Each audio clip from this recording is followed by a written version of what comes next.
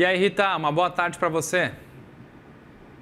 Estevão, boa tarde. Boa tarde com boas notícias hoje, né? Opa, com certeza, principalmente pelos dados do IPCA 15 de julho que foram divulgados hoje pelo IBGE. Essa prévia da inflação reaqueceu as apostas de uma possível flexibilização monetária. Será que tem espaço para cortar a Selic ainda esse ano, Rita? Pois é, o grande problema do Brasil é a questão estrutural, né? Aonde que mora estruturalmente a inflação e aonde que mora estruturalmente a necessidade de um Banco Central com uma política monetária tão restritiva. Nós vimos o Felipe falando aqui antes de mim, ele praticamente deu uma aula, é a questão fiscal.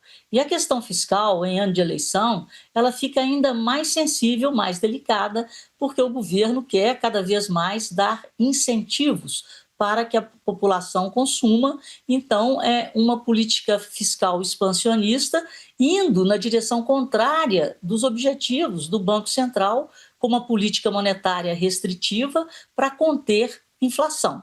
A política monetária restritiva, doendo em todos nós, né, pelo nível de juros, pelo nível de endividamento das famílias com esse juro tão alto, ela tem vencido a batalha, ela está mostrando que está havendo sim uma desaceleração da atividade econômica e isso está batendo nos preços. A inflação, a prévia da inflação, divulgada hoje, o IPCA 15, mostrou uma estabilidade e trouxe também sinais positivos de um arrefecimento na inflação de serviços, que é aquela que mais preocupa o Banco Central.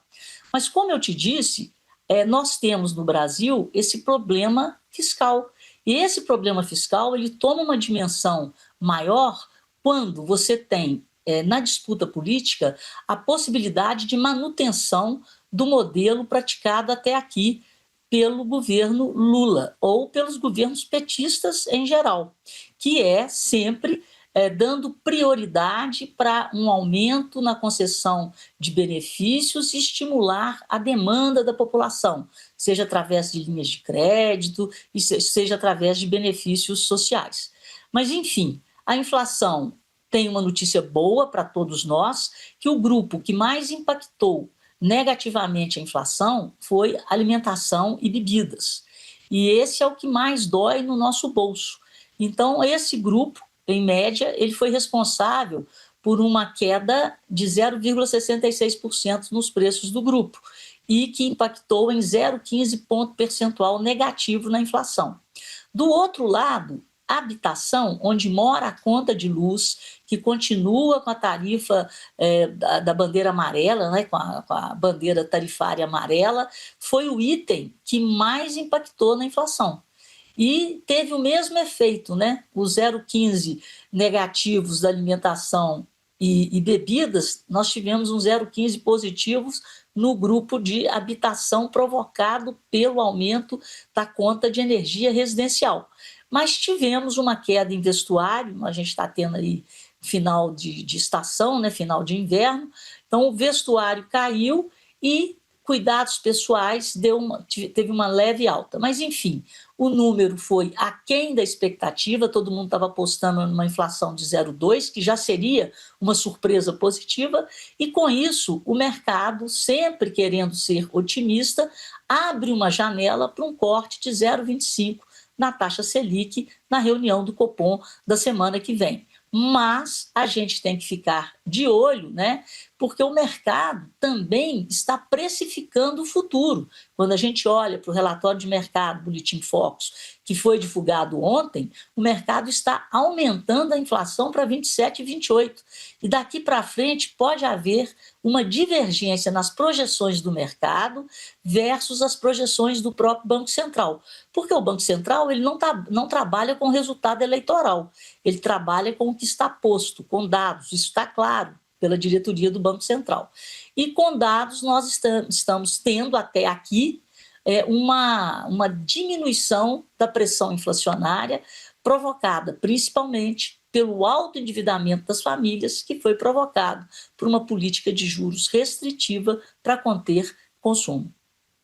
Rita, e agora olhando para o lado da atividade e da confiança empresarial, a Confederação Nacional da Indústria mostrou que o pessimismo atingiu 26 dos 29 setores pesquisados pela entidade. E o que está pesando mais sobre o empresariado neste momento e como esse pessimismo da indústria pode impactar a retomada da economia?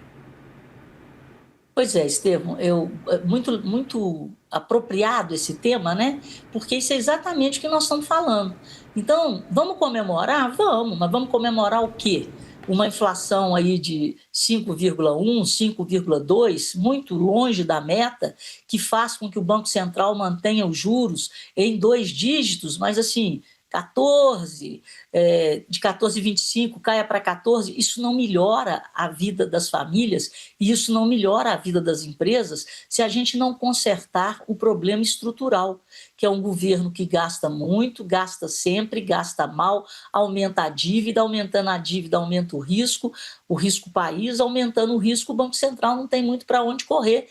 Ou seja, ele não tem muito o que fazer com a taxa de juros, porque o credor do Brasil, aquele que financia esse endividamento crescente, ele, com medo de um calote, com medo dessa piora da situação fiscal, ele quer cada vez mais juros, ou juros extremamente atrativos para continuar financiando essa farra.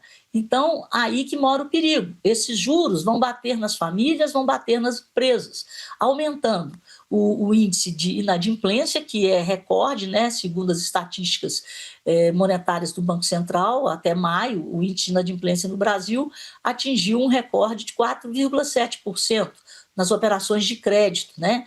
Então, isso é muito elevado, e aí a empresa fica sufocada, sem falar numa carga tributária absurda, que as empresas e as pessoas também têm que carregar em função do enorme gasto do Estado, do tamanho do Estado.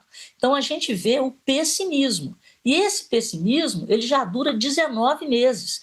Esse índice, acima de 50, ele demonstra otimismo. Só para você ter uma ideia, em apenas 2 regiões ele ficou positivo, no Nordeste e no Centro-Oeste. O Centro-Oeste está aí muito ligado ao agro, né? E nas outras regiões ele ficou negativo e na faixa de 45.